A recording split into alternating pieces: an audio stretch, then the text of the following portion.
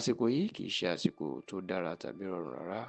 fún abẹnugan ilé ìgbìmọ̀ aṣòfin ìpínlẹ̀ Èkó àná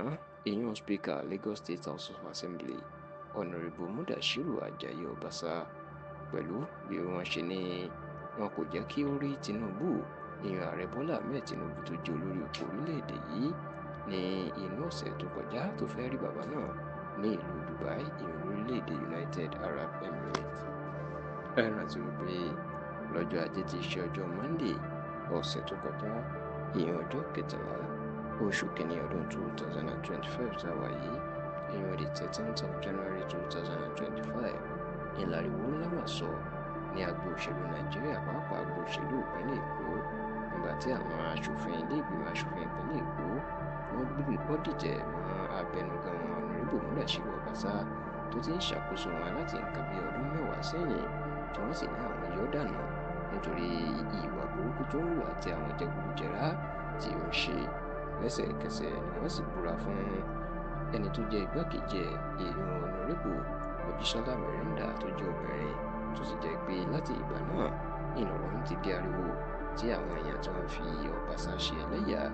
pẹ̀lú bó ṣe wá mọ̀ pé Obasa tó jẹ́ ẹni kẹta ìyún tí ipò ẹ̀ ga sí kẹta ní ìpínlẹ̀ Èkó lẹ́yìn gómìnà àti igbákejì ẹ̀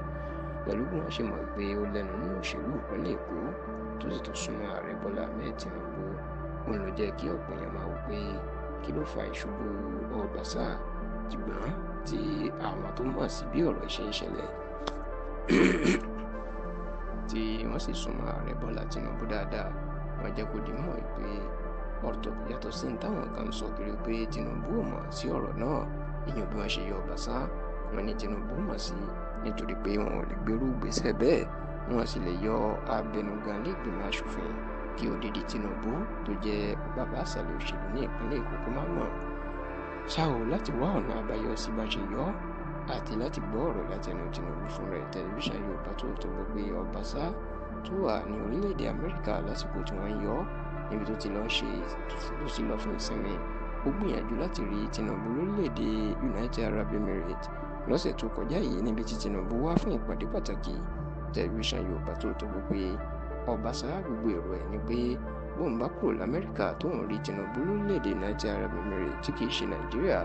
àwọn yóò lè jọ sọ̀rọ̀ àwọn yóò sì jọ sọ àwọn nǹkan kan tó ń dùn ún lọ́kàn ṣùgbọ́n tá a gbọ́ pé gbogbo àwọn tó súnmọ́ Tinubu wọn ni wọn jẹ́ kí Obasa wọn kò fún láàyè láti wá rí Tinubu kódà wọn ní gbogbo bó ṣe ń pe olórí òṣìṣẹ́ Tinubu Chief of Staff to the President Honourable Fẹ́mi Gbàjàbíàmílà níṣẹ́ ni ìyẹn kò gbé pé Obasa o. Ní báyìí tó wá burú jù nínú bí wọ́n ṣe ní